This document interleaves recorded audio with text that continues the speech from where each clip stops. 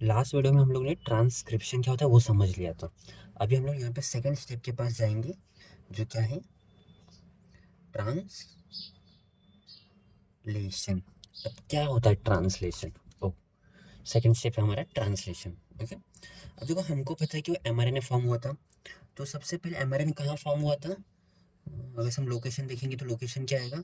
Sir nucleus के अंदर में डीएनए रहता है, तो डीएनए से इन्फॉर्मेशन लेना रहेगा, तो फिर एमआरएनए तो न्यूक्लियस के अंदर ही फॉर्म होगा। तो फॉर्मेशन ऑफ एमआरएनए कहाँ होता है? डी मतलब न्यूक्लियस के अंदर में। ओके, अब हमने लास्ट में स्टडी किया था कि न्यूक्लियस में से छोटे छोटे से सब पोर्स होते हैं, है ना, होल होते हैं। उसी होल में से बाहर आता है कौन? एमआरएनए। एंड वो किधर जाता है? साइटोप्लाज्म में जाता है। और साइटोप्लाज्म में किसके पास जाएगा? मशीन। और मशीन का नाम क्या था? वो मशीन का नाम था आर आरएनए, मतलब राइबोसोमल आरएनए। ठीक है, तो अब ध्यान से देखते हैं ना क्या होने वाला है। अब सबसे पहले हम एमआरएनए को थोड़ा और डीपली स्टडी कर लेते हैं। मान लीजिए ये हमारा एमआरएनए, और एमआरएनए के ऊपर इंफॉर्मेशन है A U G G C G U A A A C G C. Okay, अब देखो एमआरएनए के ऊपर में ये जो इंफॉर्मेशन है न्यूक्लियोटाइड्स, इसको हम कोडॉन्स बोलते हैं। क्या बोलते हैं हम? इसको हम कोडॉन्स बोलते हैं। ओके, अभी इसी कोडॉन को, अगेन एमआरएनए के ऊपर में जो इन्फॉर्मेशन दिख रही है न्यूक्लियोटाइड का जो सीक्वेंस, उसको हम कोडॉन्स बोलते हैं। अभी इसी कोडॉन को कौन रीड करने वाला है? इस कोडॉन को रीड करने वाला हमारा आरएनए। ठीक है, तो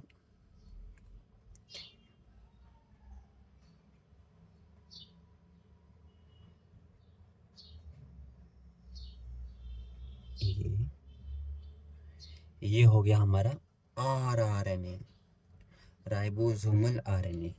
राइबोसोमल आरएनए क्या करेगा? इस इन्फॉर्मेशन को रीड करेगा। बट जब राइबोसोमल आरएनए इस इन्फॉर्मेशन को रीड करता है, तो वो एक साथ 3 न्यूक्लियोटाइड को स्टडी करता है, मतलब एक साथ 3 न्यूक्लियोटाइड को पढ़ता है। क्या? अगेन एक साथ वो 3 न्यूक्लियोटाइड को पढ़ता है। अब क्वेश्चन है कि वो 3 न्यूक्लियोटाइड को एक साथ में क्यों पढ़ता है? क्योंकि देखो, जैसा राइबोसोमल आरएनए इस न्यूक्लियोटाइड को स्टडी करेगा, तो उस हिसाब से वो अमीनो एसिड्स को बुलाएगा, मतलब इनडायरेक्टली टीआरएनए को बुलाएगा, एंड टीआरएनए अमीनो एसिड को लेके आएगा। तो जो अमीनो एसिड्स होते हैं, ओके, जो अमीनो एसिड रहते हैं, तो हर एक अमीनो एसिड का एक कोड रहता है। हर एक अमीनो एसिड का क्या रहता है? एक कोड रहता है। ओके, अमीनो एसिड का क्या रहता है? कोड। पर जो अमीनो एसिड का जो कोड रहता है वो किसका बना हुआ रहता है? हर एक अमीनो एसिड का कोड टोटल 3 न्यूक्लियोटाइड से मिलके बना हुआ रहता है। मतलब अगर से मेरे को एक अमीनो एसिड को बुलाना है, तो उस अमीनो एसिड को बुलाने के लिए वहाँ पे मेरे को टोटल तीनों सीक्वेंस को स्टडी करना, तीनों न्यूक्लियोटाइड को साथ में पढ़ना पड़ेगा। समझ में आया? तो group of 3 nucleotide is nothing but what? तो वही हमारे बुक में लिखा हुआ है, इट इज ट्रिपलेट कोडॉन। समझ में आया कि नहीं ट्रिपलेट कोडॉन क्या होता है? सबसे पहले ट्रिपलेट कोडॉन क्या होता है? Sir it is a group of 3 nucleotide. क्यों 3 न्यूक्लियोटाइड का एक ग्रुप? बिकॉज जो हर एक एक सिंगल सिंगल जो अमीनो एसिड्स रहता है, तो हर एक प्रत्येक अमीनो एसिड्स को रीड करने के लिए हम लोग को टोटल 3 न्यूक्लियोटाइड को स्टडी करना पड़ता है। हम लोग मतलब कौन स्टडी करेगा? आरएनए। उस सबसे वो टीआरएनए को बुलाएगा। ठीक है, अभी टीआरएनए को बुलाता कैसे, टीआरएनए का स्ट्रक्चर कैसा वो समझो। जब हम टीआरएनए को देखते हैं, टीआरएनए, तो समथिंग उसके ऊपर में समथिंग गोल लाइक स्ट्रक्चर होता है, एंड नीचे में से 3 पेड़ जैसे दिखते हैं। ओके, ये जो गोल है ये कोई और नहीं, यही हमारा कौन है? Amino acids. ओके, तो टीआरएनए के सर के ऊपर अमीनो एसिड्स रहता है, जो नीचे पे रहते हैं वहाँ पे रहते हैं एंटीकोडॉन्स। क्या रहते हैं? एंटीकोडॉन्स। अब ये एंटीकोडॉन्स क्या होता है? तो देखो आरएनए के ऊपर में जो रहता है उसको हम क्या बोलते हैं? कोडॉन।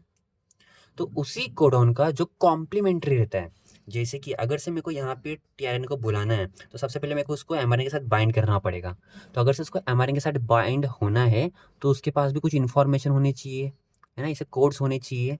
पर जो कोड टीआरएनए के ऊपर में रहते हैं उसको हम एंटी कोडॉन्स बोलते हैं। क्यों? क्योंकि ए के सामने में कौन आएगा? हमेशा टी। पर वो डीएनए में टी आता है, आरएनए में कौन आएगा? यू। यू के सामने में कौन आएगा? ए। जी के सामने कौन आएगा? सी। तो जब राइबोसोमल आरएनए एयूजी को पढ़ता है, तो वो एयूजी को पढ़ने पे वो कौन से टीआरएनए को बुलाता है? ऐसा टीआरएनए जिसके पास कौन सा एंटीकोडॉन्स होता है? यूएसी। इसका कॉम्प्लीमेंट्री है ना, इसलिए हम इसको कोडॉन बोलते हैं, इसको हम क्या बोलते हैं? एंटीकोडॉन्स, जैसा डीएनए में भी था। ओके, सेम उसी तरीके से। इसमें अभी कोई डाउट या फिर नहीं समझा? नहीं समझा मैं एक बार वापस समझा रहा हूँ, ध्यान से सुनने का ट्राई करो। ये टीआरएनए, ओके, यहाँ पे एक अमीनो एसिड है, ठीक है। तो मैं क्या बताया था, हर एक अमीनो एसिड का एक इन्फॉर्मेशन रहता है। तो इस अमीनो एसिड का इन्फॉर्मेशन क्या था एमआरएनए के ऊपर, AUG। ओके, तो इसका मतलब ये वाला अमीनो एसिड जाएगा उधर, बट वहाँ पे पहले उसको अटैच होना पड़ेगा एमआरएनए से, तब मीन्स वहाँ पे सिग्नलिंग हो कि हाँ ये परफेक्ट ये वाला अमीनो एसिड से। तो जब वो जो टीआरएनए जब उधर अटैच होगा तो अपने बेस में उनके पास जो कोडॉन्स होते हैं ना एमआरएनए के ऊपर, उसके साथ वो अटैच होता है। तो ए को अटैच होने के लिए टीआरएनए के ऊपर कौन होना चाहिए, ए को अटैच होने के लिए टीआरएनए के ऊपर होना चाहिए यू को अटैच होने के लिए कौन चाहिए, ए, एंड जी को अटैच होने के लिए कौन चाहिए, सी। तो यहाँ पे वही वाला टीआरएनए आएगा, तो इसका मतलब वही, तो यहाँ पे जो कोड है, ये जिस अमीनो एसिड का कोड है वही वाला यहाँ पे अमीनो एसिड आने वाला है। बस फर्क कितना है, एमआरएनए के ऊपर में जो न्यूक्लियोटाइड्स रहते हैं उसको हम लोग क्या बोलते हैं, कोडॉन। ओके, पर जो टीआरएनए के ऊपर में जो ये बेस रहते हैं इसको हम लोग क्या बोलते हैं, एंटी कोडॉन। इतना क्लियर हुआ? तो ध्यान से भी सुनना, अब ट्रांसलेशन क्या होता है हम उसको समझने वाले। ओके, तो यहाँ पे मैं डेफिनेशन लिखता हूँ, SUPPLY, supply of amino acid. किसका सप्लाई आ रहा है, अमीनो एसिड का सप्लाई आ रहा है ना। पर वो किस हिसाब से अमीनो एसिड का सप्लाई आ रहा है, supply of amino acid as पर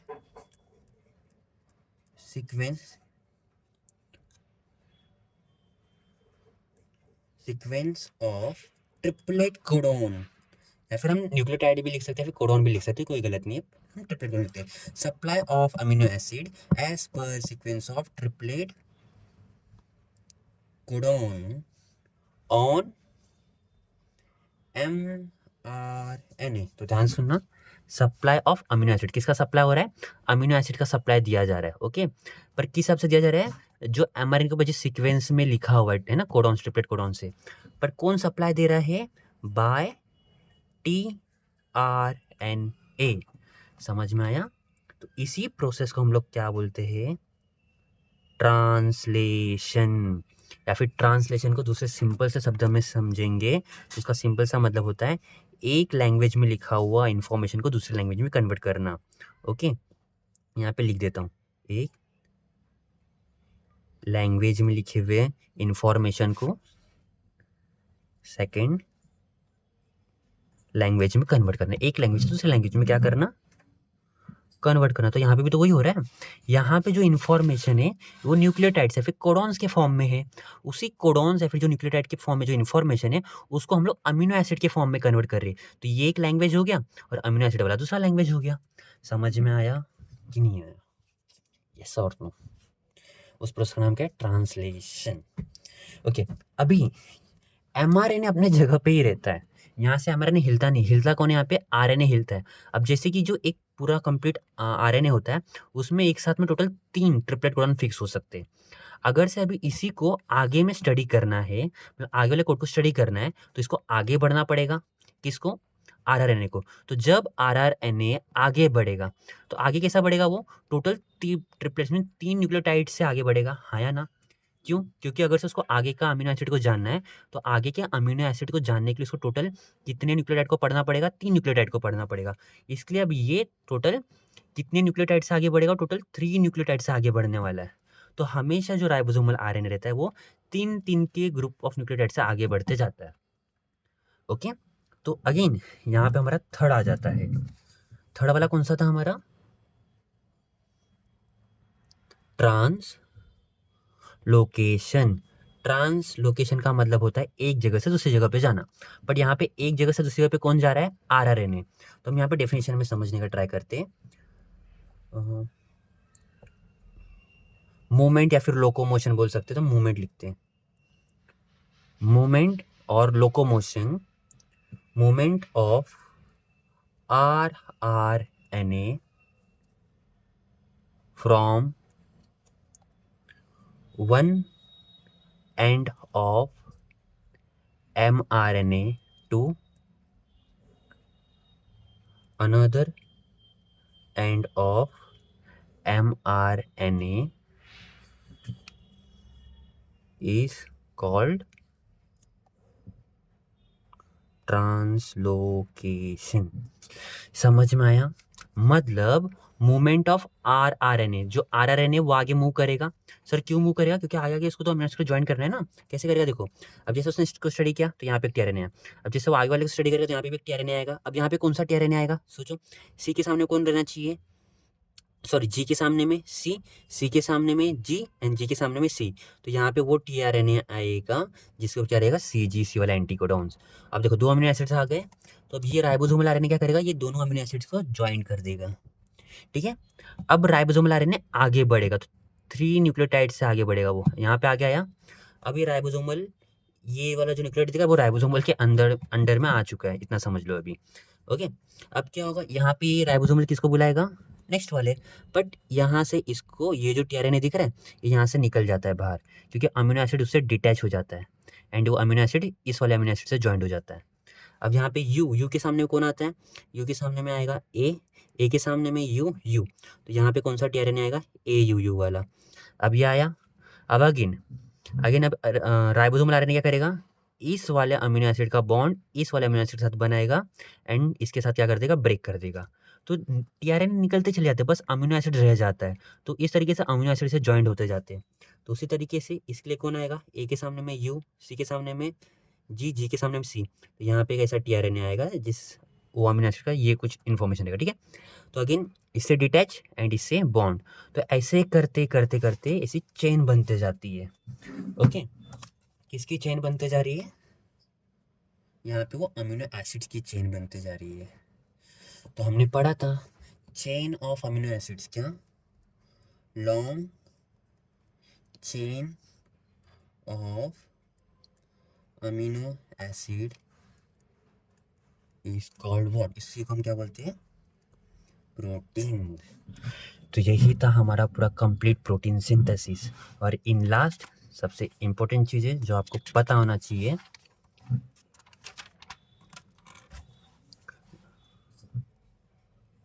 CENTRAL, सेंट्रल डोग्मा। क्या होता है ये सेंट्रल डोग्मा?